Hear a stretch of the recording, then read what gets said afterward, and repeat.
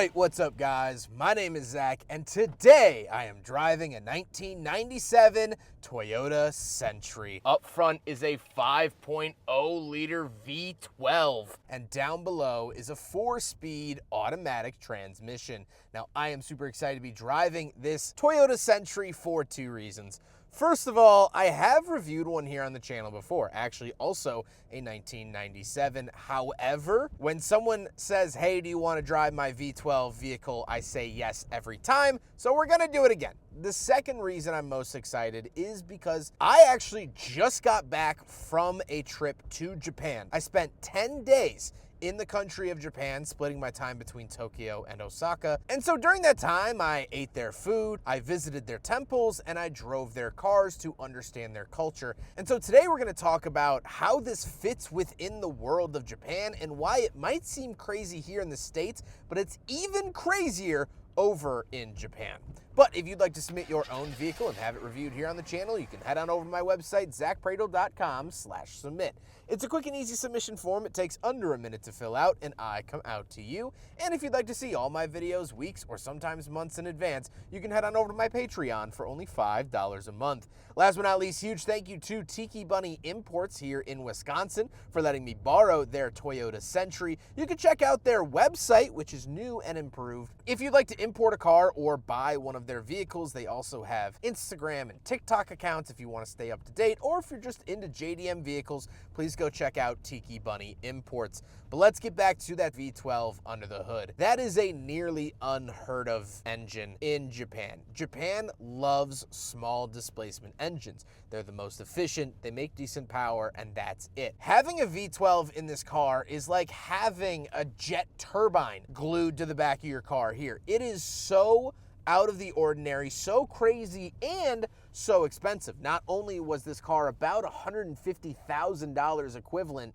in 1997, but you pay tax on your vehicle dependent on the vehicle's displacement. And so below 1 liter, you pay, I don't know, $100 to register your car. You're paying almost $800 a year to register your car every single year. And we'll talk more about that with the final thoughts segment, but it is an expensive vehicle to run. It's an expensive vehicle to own. And so that's why it's so incredibly crazy. Now, like I said, paired to it is a 4-speed automatic transmission. You might think that that's really low gearing. Japanese highways don't have nearly as high as speeds as we do here. The most common speed I saw in Tokyo was about 80 kilometers an hour. So 4 speeds is actually pretty fair. And with that V12, you don't really have to fight for power in any one of those gears.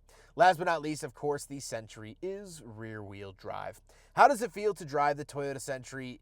I don't want to sound cliche and say, oh, it rides like a cloud, but it drives like how you run in a dream, where you don't really feel your feet striking the ground, and it's a little bit quicker than you would think, and it just feels better. That's the best way I can equate it. It's like running in a dream. It's smooth, it's luxurious. It's like when you eat actual chocolate, not Hershey's BS, but like actual, like genuine, like European Belgian chocolate, and you go, oh, this is what chocolate is supposed to be. That's what this car feels like to drive. It's soupy, it's warm, it's inviting, it's comfortable. It's that new memory foam mattress, and you lay back on it after sleeping on a busted box spring for 12 years, and you go, oh, that's it. That's the moment. And this car has that moment every single drive that you take it on. It makes every single drive comfortable. Visibility is fine. In the driver's seat, you are a little bit cramped. And so overall, the dynamics of it, steering is fine enough and all that, but the ride quality is just head and shoulders above the rest. With that stuff out of the way, let's talk about the interior. Well, in front of me, I only have 2 physical gauges. We have a fuel gauge and a coolant temperature gauge, but then we have a digital tachometer at the bottom, as well as a digital speedometer. On the steering wheel, we do get the Century badge, as well as an airbag, which is nice for 97, but that's it. And off to the right, we have our climate control vent, gauge dimmer switch, and power folding mirrors. Power mirror switch off to the right, and then moving on to the door, we have lock and unlock. all 4 power windows, our seatbelt adjustments, as well as our heated seats for both the driver and the passenger. So the driver can control the passenger's heated seat if they would like. If you have someone younger and experienced in the passenger seat, you can say, hey, don't worry about it, I got you. Moving into the center, we do have a screen. Now, this navigation system thinks that we're still in Yokohama, where this vehicle left port, but sadly, we are not. But we do have some buttons, and it is touchscreen. Again, for 97, very, very ahead of its time. Down below that, we have our climate control options. We do have dual zone climate, which is very nice. And all of your essentials here, automatic, rear defrost, and things like that. And then we have our radio. We do have a Logic Control cassette player, as well as volume, tune, scroll, favorites, things like that. However, to satisfy your audio needs, there is actually a 6-disc CD changer found in the glove box of the Toyota Century. So don't worry, if you're not a cassette player fan, you could still pop in your CDs. Moving down below that, we have cup holders, so we will, laughably, do a big friggin' bottle test. And, yeah, it fails. I never thought it would. Don't know why it would have, and it doesn't. So it fails the big friggin' bottle test. Then we have the shifter in the center. This is a very familiar shifter if you've driven any Toyota product from the 90s and 2000s, or Lexus product for that matter. And it works well. We have traction control off. We have power and snow modes for the transmission. And then off to the right, we have buttons to adjust the passenger seat to make your rear seat occupant even more comfortable. Then we have an opening center console and the seats. The seats are part of the wool interior. Not only do they look great, they feel great. They are absolutely wonderful. They are comfy, cozy seats. And I truly believe that this is some of the best seating material in any car of any era. Just absolutely adore these. They comfort you without being like flashy Napa leather. They're actually like, they just do their comfy, cozy job, and they're not very braggiose, which I like, and it's a very Japanese way of doing things. However, speaking of seats, we do have back seats, of course, which is where you really want to be here in the Century. And so today, for a change in pace, I'm actually going to ride in the back seat of the Century. All right, so I figured for a little special treat, because the Century is so special, the owner of Tiki Bunny Imports, Tyler, is actually going to drive me around in the back of the Century as we talk about it. So there is a lot to talk about. First of all, we do have curtains, which is just freaking fantastic. They are manual curtains. I know it sounds so terrible, but really, really cool here. We have lights that can also dim. You don't often, oh, it's not really coming across on camera at all, but these actually do dim in real life, which is very cool. We have these awesome vanity mirrors. So Tyler is now going to demonstrate the rear power curtains. So we do have power curtains as well as the manual curtains on the side windows, but the rear window gets a power curtain.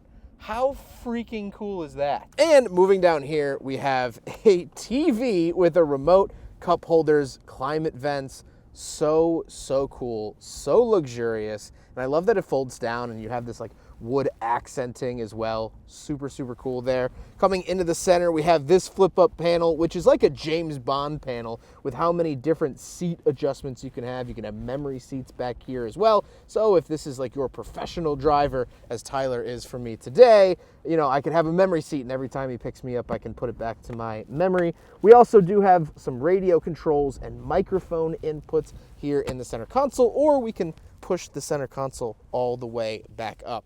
But one of the coolest things, and the things that people always point out with the Centuries, is that I can actually open up the middle of the seat and stick my legs all the way through. Tyler, are you able to scoot this seat up? Oh, wee.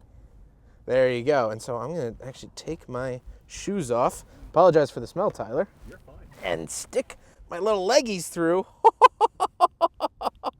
This is such peak luxury. This is so cool. I don't think I've ever put my feet actually through. There we go. Feel good? Like, does it actually feel like you're being driven around in the absolute pinnacle of Japanese luxury? The feet up was the big game changer. This is, I don't know if I've ever had my feet like level with me in a car. This is next level. This is truly something crazy. Oh my gosh. I've never actually done this. I've like driven cars that like, you know, you get a bunch of space, but I never get to ride in the back of them. I'm always working up front. So This is truly nice. Tyler, have you done this? I got to drive you around like this now. Absolutely. We got to trade spots. That was the first thing I did when I got this, was put my feet through there and be like, yes, Yeah. this is what it's supposed to be like. This is so cool. This is such a step above like every other car. Like, I've ridden in the back of Cadillacs and Lexuses, and they're nice. They're great. I've ridden in the back of the Rolls-Royce Cullinan. It was wonderful. But just this is so cool. Oh, man, I never want to get out of here. I might take this one home with me. All right, and after enjoying the back seat, we are now around the back of the Toyota Century. Absolutely love it. Pull it up, and there you go. Plenty of space for a couple of bodies in a very American way. And we'll talk about this a little bit later on. Japan is usually very compact. Their trunks are usually not very big, but of course the Century is the exception because it is just so large, so wonderful in that very, very American 70s Cadillac style, but actually reliable V12 and Japanese. So kind of the anti of everything of a 70s Cadillac except for space. So very, very cool. That is the trunk of a Toyota Century. Now we gotta talk about the looks. And first of all, I do like the look of the Century, but this Century is blue.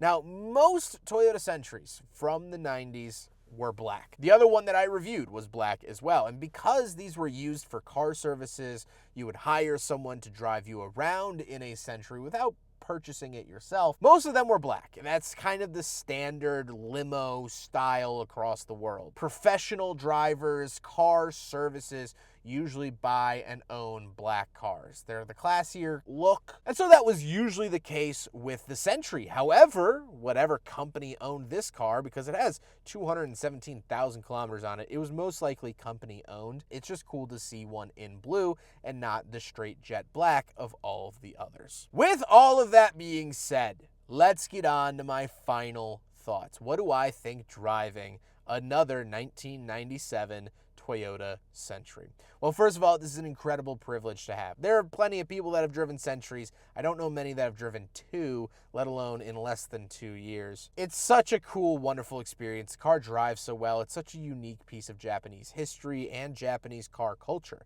It's a Japanese V12. I can count on my fingers the amount of Japanese V8s. Lexus and Toyota did a few. Infiniti Nissan did a few. Bing, bang, boom, done. So a V12 is even more mind-blowing. But you have to realize how expensive a V12 is yearly in Japan. So, as I mentioned, their taxes are yearly and based off of displacement. So, it's about 111,000 yen every year to register. And so, you'd be paying 111,000 yen a year to register your vehicle. That's $712.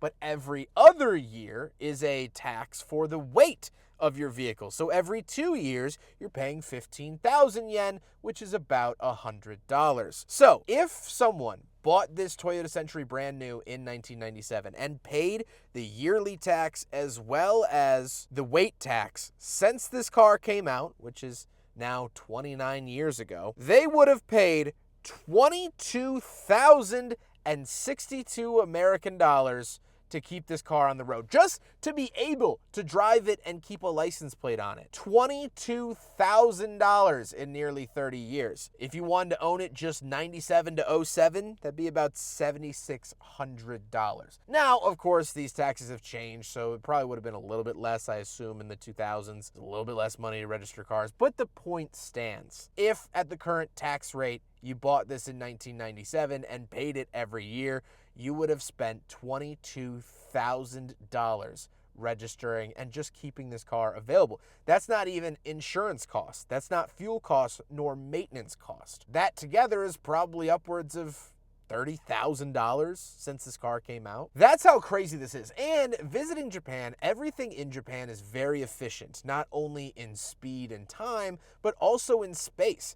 There's cars that are compacts here that have 3 rows overseas. The Honda Fit Shuttle. The Honda Fit is a tiny little car here, but they have the Honda Fit Shuttle, which is barely any bit longer and squeezes a 3rd row. Every little nook and cranny of Tokyo, Osaka, Nagoya, Nara is all used used to its maximum purpose. Every restaurant uses every square foot, every square meter, every square centimeter. And so to be driving this, experiencing this, where you actually have luxuries of stretching your legs, a big V12 where a V8 probably would have been fine enough. The amount of excess, the amount of gluttony, the amount of just pure extra superfluous features and space in here is so anti what the Japanese culture usually consists of that this is such a rarity and such a treat. In a country that is all about size, efficiency, this is a giant blob of a vehicle, and I love that for it. This is so special, and I think the Century will always be. I think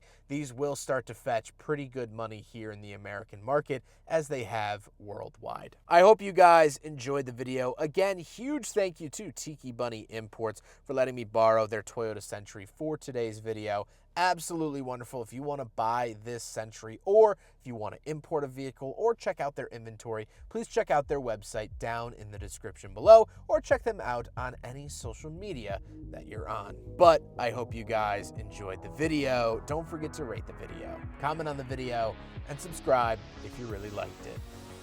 Take care, guys.